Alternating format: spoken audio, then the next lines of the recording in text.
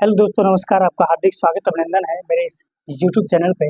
और एक सबसे खुशखबरी उन छात्रों के लिए आ गई है, मेरे दोस्तों के लिए आ गई है जो अ, घर से छोड़ कर के शहरों में रह रहे हैं, तैयारी कर रहे हैं, जिनका सपना है इंजीनियर बनने का। तो ये 2024 आपके जीवन में सबसे बेहतरीन पल आने वाला है।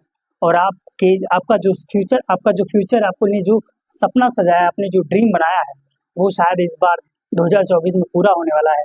तो Uttar Pradesh UP triple SC 2024 में आपकी बार जूनियर इंजीनियर बनने का मौका आपको मिल गया है।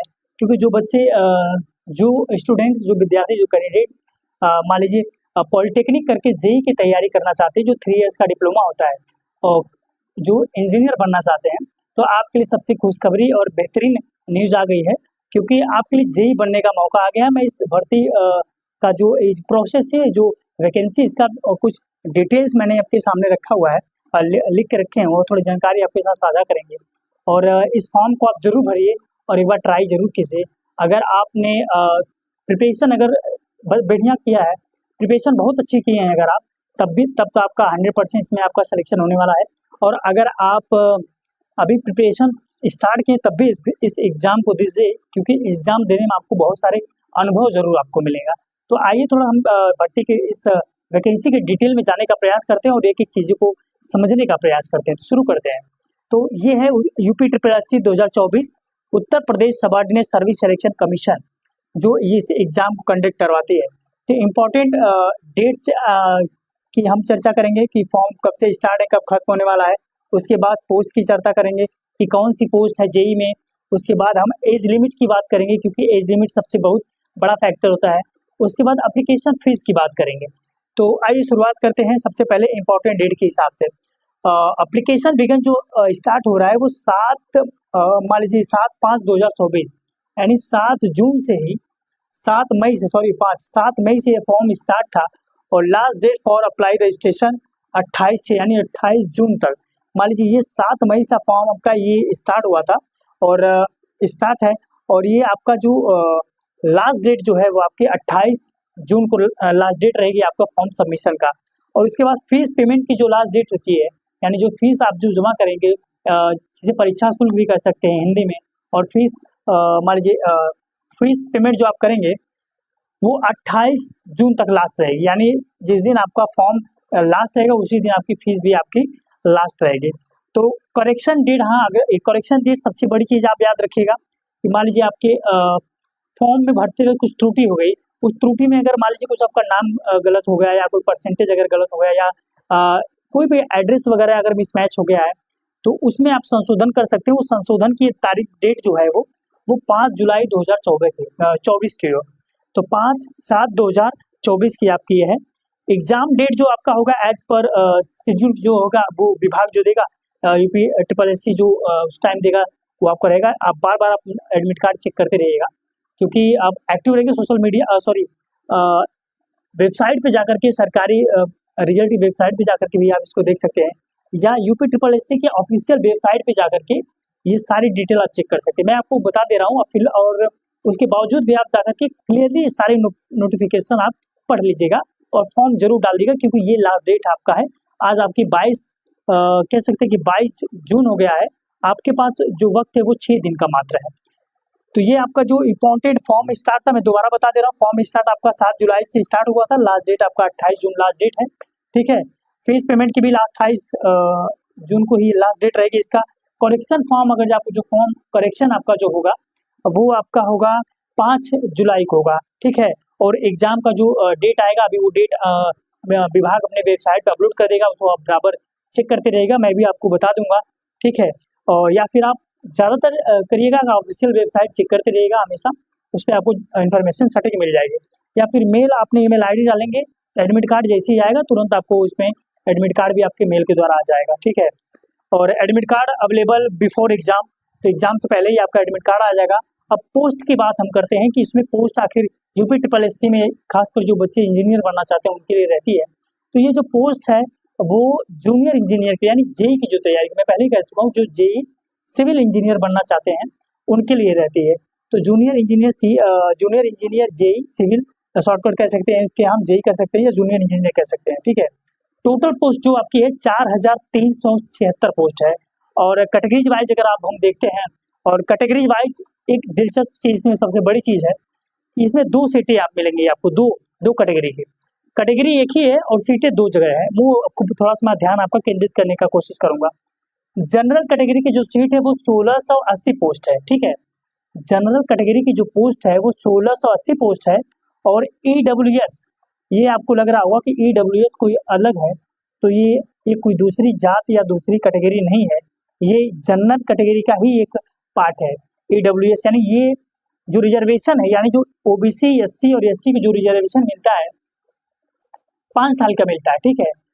एससी और एसटी को 5 ईयर का रिलैक्सेशन मिलता है एज में, आरक्षण के तौर पे कहा जाए तो।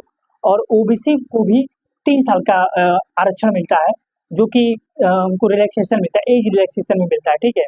परसेंटेज में हो सकता है थोड़ा बड़ा जरूर मिल जाए। उसके बाद जो ईडब्ल्यू जो होता है, ईडब्ल्यूएस इकोनॉमिक वीकर सेक्शन, ठीक है, इकोनॉमिक वीकर सेक्शन जो होता है, ये जनरल कैटेगरी यानी सामान्य वर्ग में जो विद्यार्थी आते हैं, जो गरीबी रेखा से नीचे आते हैं, उनके लिए ये ईडब्ल्यू यानी 10% का आरक्षण उनको मिल रहा है। तो यानी अब जनरल, अब कोई भी ऐसी कैटेगरी नहीं है जिसको आरक्षण का लाभ सरकार नहीं दे रही है, तो जनरल वाले भी आरक्षण का लाभ पा रहे हैं। एससी ओबीसी वाले तो मान लीजिए जो गरीबी रेखा के नीचे हैं, उनको तो वो चीजें संविधान में प्रावधान ही है, ठीक है। तो जनरल कोटे की जो सीट है वो अकेले 1680 पोस्ट है। उसके बाद ईडब्ल्यूएस यानी जो जनरल के बच्चे हैं वो उनके लिए तो है ही, लेकिन जो जनरल के बच्चे जो गरीबी रेखा से नीचे वाले हैं, उनके लिए अलग से सीटें आई हुई हैं। अब जो अलग से सीटें हैं वो 349 सीटें, यानी 350 में एक सीट कम, तो 349 सीटें हैं। अब बात करते हैं हम ओबीसी के, जिसमें ओबीसी कैटेगरी में जो लोग आ रहे होंगे उस चीज को आप देखिएगा कि आपकी सीटें जो है वो 1456 सीटें हैं, ठीक है, 1456 सीटें। और उसके बाद आपकी जो एससी सीट जो होती है, एससी कैटेगरी के जो स्टूडेंट्स हैं, उनकी जो सीट है वो 848 सीट आई हुई है, ठीक है, 848। और सबसे कम जो सीट है वो एससी कैटेगरी, एसटी यानी जो शेड्यूल कास्ट की जनजाति कैटेगरी के जो लोग होते हैं, जो स्टूडेंट है, जो विद्यार्थी है, जो कह सकते हैं जनजाति के लोग हैं, जिनका जंगल के आसपास में रहना, उनका ज्यादा मतलब का रहन सहन है, जंगलों से उनका बड़ा लगाव या टूट जो एक संबंध है, वो जनजाति के रूप में आते हैं, ठीक है। उनमें बहुत सारी कैटेगरियां हैं, बहुत सारी जातियां हैं।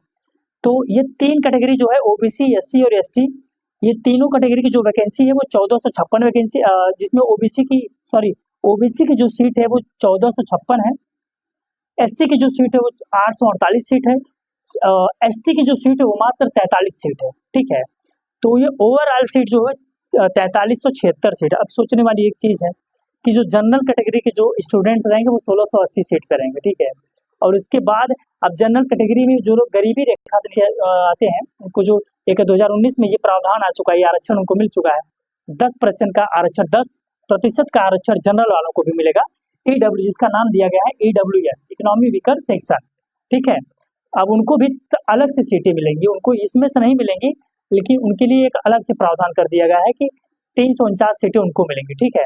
हालांकि एसटी से भी ज्यादा सीटें, एसटी तो उसके ना के बराबर है। मान लीजिए इसे 49 देखा जाए तो ये आपका 301 सीटें ज्यादा है एसटी से।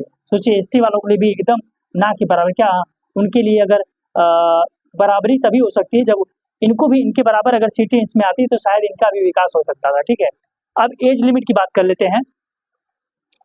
एज लिमिट जो है आपके मिनिमम जो एज है वो 18 से 21 साल की एज आपकी है, ठीक है।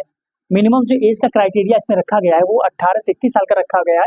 मैक्सिमम एज जो है वो 40 ईयर्स रखी गई, यानी 40 साल तक के। Age relaxation age extra age पर यूपी ट्रिपल एससी यूपी, यानी उत्तर प्रदेश कह सकते हैं कि सबऑर्डिनेट सर्विस सिलेक्शन कमीशन की तरफ से जो रूल्स रहेंगे, जो आरक्षण का जो क्राइटेरिया रहेगा उनको मिलेगा एक नियम के अनुसार। यानी जो अगर आप एससी एसटी कैटेगरी के अगर आप हैं, ओबीसी कैटेगरी का आप हैं, तो आपके पास प्रमाण पत्र होने चाहिए, उसके आधार पे आपको उम्र में छूट मिलेगी, ठीक है। अब उसके बाद एप्लीकेशन फीस की बात कर लेते हैं हम, जो लास्ट आपका है। एप्लीकेशन फीस जो आपकी है वो है जनरल, ओबीसी, एसटी, जनरल की, ओबीसी और ईडब्ल्यूएस, ठीक है। सबकी जो फीस, ये तीनों कैटेगरी जो फीस है वो है आपकी मात्र 25 रुपए की, 25 रुपए का आपकी फीस है। एससी और एसटी के लिए उसके लिए 25 रुपए, यानी किसी के लिए छूट नहीं है, ठीक है। अगर आप पीएच यानी फिजिकल हैंडिकैप्टेड जो होते हैं, हमारे समाज के जो लोग होते हैं, मान लीजिए दिव्यांग लोग जो है, चाहे जनरल के हों या SC ST OBC के लोग, जो दिव्यांग लोग जो हैं उनके लिए भी 25 रुपये का फीस रखी गई है, जिसको SBI state bank of India collect करेगा। ठीक है, तो ये बहुत ही बेहतरीन वैकेंसी थी, आप तैयारी कीजिए। और कहीं न कहीं थोड़ी सी अगर देखा जाए तो सीटों में अगर देखा जाए जो पद आए हुए हैं वो कहीं न कहीं जो जनरल कैटेगरी जो है उसके लिए सबसे ज़्यादा सीटें रखी गई हैं, क्योंकि जनरल कैटेगरी मान लीजिए 1680 सीट है, और उसके बाद अगर आप देखेंगे 1680 और प्लस 349 सीट अगर आप प्लस करते हैं तो ये मान लीजिए 1900 हो जाएगा। और टोटल अगर करेंगे तो लगभग मुझे लगता है कि 21 के आसपास में अकेले इनके पास सीटें हो जाएंगे। ठीक है, और उसके बाद अगर करते हैं तो ये OBC SC और ST ये तीनों कैटेगरी मिला करके इसके बराबर पहुंचेगी जनरल और EWS के पास में। ठीक है, तो कहीं ना कहीं ये अगर लगता है कि अगर ये सारी बराबर सीटें आती तब भी कुछ बेहतर हो सकता था। ठीक है, लेकिन फिर भी चलिए वैकेंसी आ गई है और आप लोग तैयारी कीजिए और बेहतर रिजल्ट दीजिए, दमखम के साथ लड़िए, और मेरी शुभकामनाएं आप लोगों के साथ रहेगी। और हमारी छोटी सी मेहनत के लिए आप चैनल को सब्सक्राइब जरूर कीजिएगा, क्योंकि आप अगर हमसे जुड़ते हैं तो हमें एक ताकत महसूस होती है। अगर हमारे आप इस वीडियो को अगर आप यूट्यूब चैनल पर देख रहे होंगे तो कृपया करके उसको सब्सक्राइब जरूर कीजिएगा। फेसबुक पेज पे अगर आप हमें देख रहे हैं तो वहाँ पे फॉलो जरूर कीजिएगा। वीडियो अगर शेयर न कर सकते हैं कृपया देख ही लीजिएगा, और इससे थोड़ा सा क्या होता है कि हमको एक पॉजिटिव एक एनर्जी महसूस होती है। ठीक है, तो बहुत बहुत शुक्रिया, और इस चैनल को आप ग्रो करवाइए। और सबसे बेहतरीन चीज़ है कि आप पढ़ाई कीजिए और बेहतरीन तरीके से कीजिए। ठीक है, क्योंकि ये सबसे बेहतरीन 2024 का जो साल है आपके बेहतरीन समझ लीजिए, 2025 आपका ज्वाइनिंग लीजिए, ट्रेनिंग कीजिए और अपने परिवार में एक खुशियाँ लेकर आइए। ठीक है, तो मेरी दुआएं आपके साथ रहेगी, आप लोगों के साथ में। बहुत बहुत शुक्रिया, नमस्कार।